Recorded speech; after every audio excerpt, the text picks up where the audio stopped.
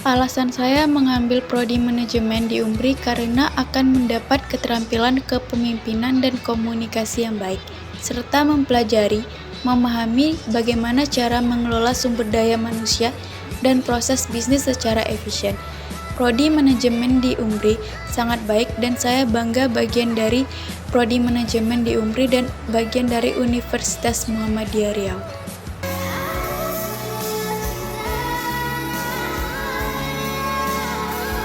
Baik, di sini saya akan menjelaskan mengenai pengertian teknologi informasi dan perlunya teknologi informasi dan sistem informasi. Apa sih pengertian teknologi informasi itu? Williams dan Sawyer 2007 berpendapat bahwa teknologi informasi adalah suatu teknologi yang merupakan hasil gabungan dari jalur komunikasi berkecepatan tinggi dengan komputasi atau komputer, yang mana jalur komunikasi tersebut membawa video, suara, dan data. McKeown 2001 berpendapat bahwa teknologi informasi atau TI memiliki acuan pada teknologi yang memiliki kegunaan untuk dapat menggunakan, menukar, menyimpan, dan membuat informasi dalam bermacam-macam bentuk. Perlunya teknologi informasi. Banyak sekali manfaat yang bisa didapatkan dari adanya teknologi informasi. Dari sekian banyak manfaat yang bisa didapatkan, beberapa di antaranya yaitu lebih mudahnya dan cepatnya dalam melakukan proses komunikasi, proses perdagangan dapat dilakukan secara elektronik, mudahnya akses terhadap suatu informasi, pekerjaan bisa dilakukan secara daring, bahkan lingkungan pun menjadi lebih terjaga dikarenakan penggunaan kertas yang lebih sedikit. Selain dikarenakan beberapa manfaat tersebut, penyebab suatu teknologi informasi menjadi sangat diperlukan juga dikarenakan tekanan akibat dari persaingan bisnis mendukungnya. Tekanan akibat dari persaingan bisnis, teknologi informasi memiliki peran yang penting dalam keberhasilan persaingan bisnis suatu organisasi ataupun perusahaan.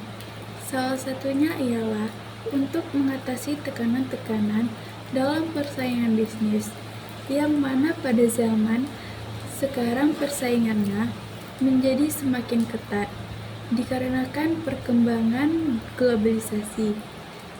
Hanya karena sedikit kesalahan saja, maka bisa berakibat fatal pada perusahaan tersebut. Meningkatnya kompleksitas dari tugas manajemen. Manajemen itu meliputi 1. Planning, perencanaan, 2. Organizing, mengatur, 3. Operating, menjalankan, dan 4. Directing, mengarahkan, dan 5. Controlling, mengendalikan. Kompleksitas tugas manajemen itu pun terus meningkat sesuai dengan perkembangan zaman. Maka untuk mengatasi hal ini dibutuhkan suatu penerapan teknologi informasi dalam tugas manajemen. Perlunya waktu tanggap yang lebih cepat. Keuntungan penerapan teknologi informasi dalam kompleksitas tugas manajemen telah dijelaskan bahwa penerapan teknologi informasi dapat mempersingkat waktu dalam berkomunikasi. Dengan waktu komunikasi yang lebih singkat tersebut, maka kebutuhan kita akan lebih cepatnya waktu tanggap pun dapat terpenuhi. Pengaruh globalisasi menurut situs web Wikipedia.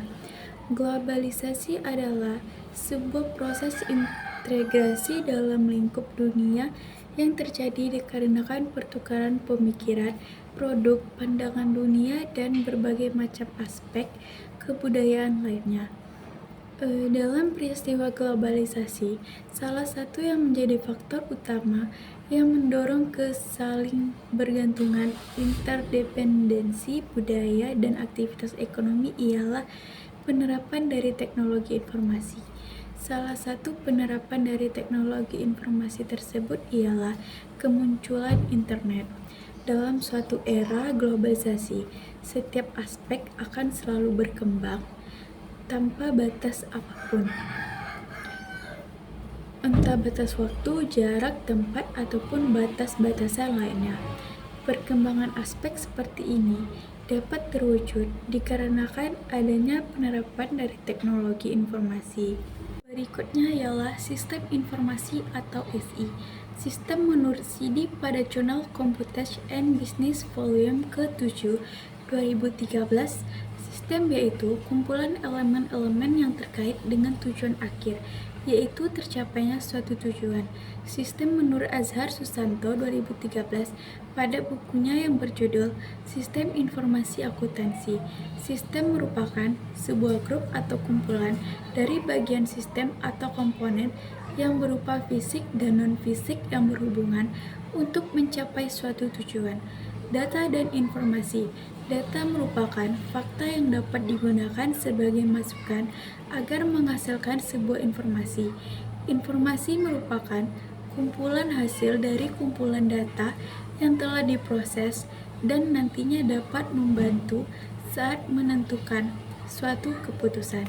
Selanjutnya, tujuan SI atau sistem informasi.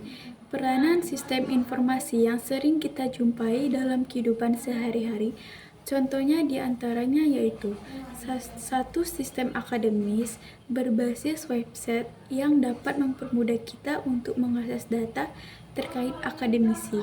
2. Sistem permintaan berbasis website atau e-government yang dapat memberikan layanan pemerintahan melalui internet. 3. Sistem pertukaran data digital dengan menggunakan komputer. Kita dapat bertukar pada data secara cepat. Sistem biometrik yaitu sistem yang dikembangkan untuk keamanan informasi dengan menggunakan pola wajah. Selanjutnya, perangkat keras komputer disebut dengan hardware dan perangkat lunak komputer disebut dengan software. Komponen hardware disebut juga perangkat keras yang di dalamnya terdapat input dan output. Perangkat input atau perangkat masukan adalah perangkat yang memiliki fungsi memasukkan data ke dalam sistem komputer. Berikut beberapa contoh perangkat input. Yang pertama yaitu keyboard. Keyboard merupakan komputer adalah perangkat keras yang digunakan untuk mengetikkan huruf, simbol, dan sejenisnya. Kedua, mouse. Mouse adalah perangkat kecil yang berguna untuk menggerakkan pointer dengan lebih efisien. Ketiga yaitu mikrofon, adalah perangkat yang digunakan untuk memasukkan suara agar dapat diproses oleh sistem komputer. Keempat yaitu scanner adalah perangkat yang memiliki fungsi untuk menginput data seperti gambar. Unit sistem adalah perangkat pengolah data yang terdiri dari komponen elektronik. Sirkuit dari unit sistem yaitu terletak pada motherboard atau mainboard.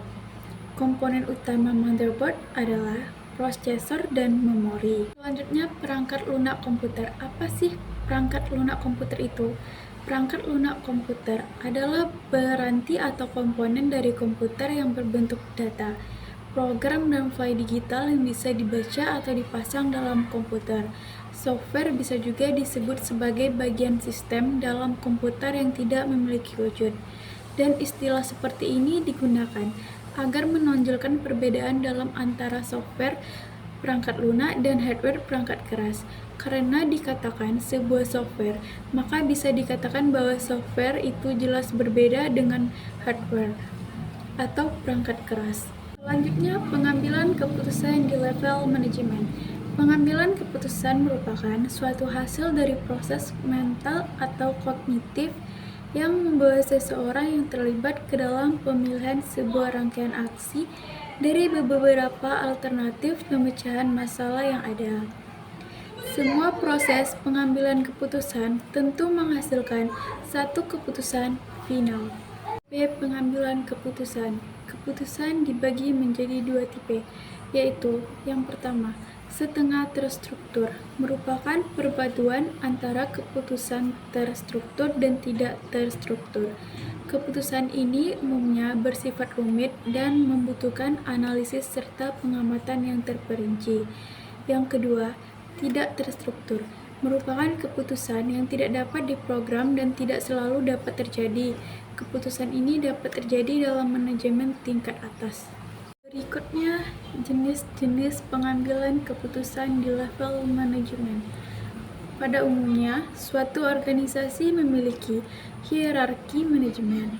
Secara klasik, hierarki ini terbagi atas 3 tingkatan, yaitu yang pertama, manajemen puncak, yaitu manajemen yang mengatur tentang masalah perencanaan dan keputusan yang diambil memiliki karakteristik yang strategis.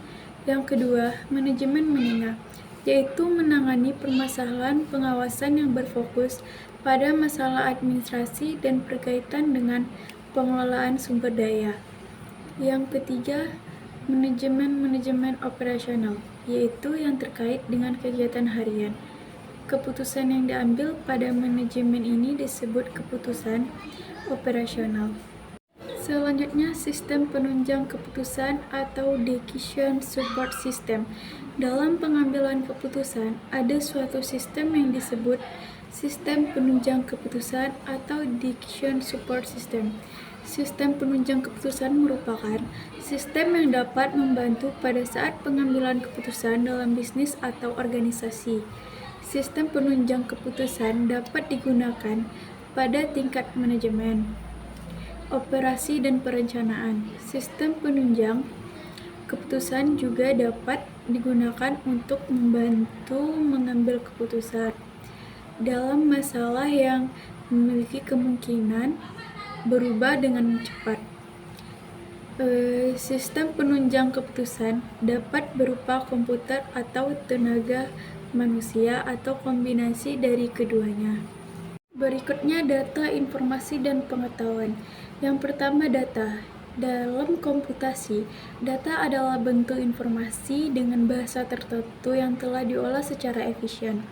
Dapat berupa subjek tunggal maupun subjek plural yang digunakan dalam suatu proses tertentu.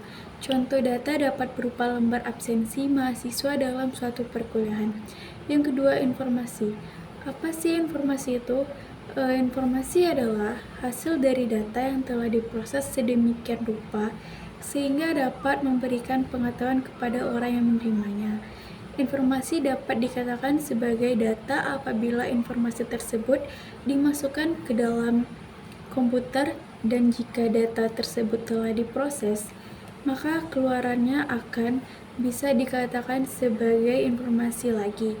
Informasi didapatkan dengan cara mengumpulkan sekumpulan data dan merubahnya menjadi sesuatu bentuk yang memiliki makna.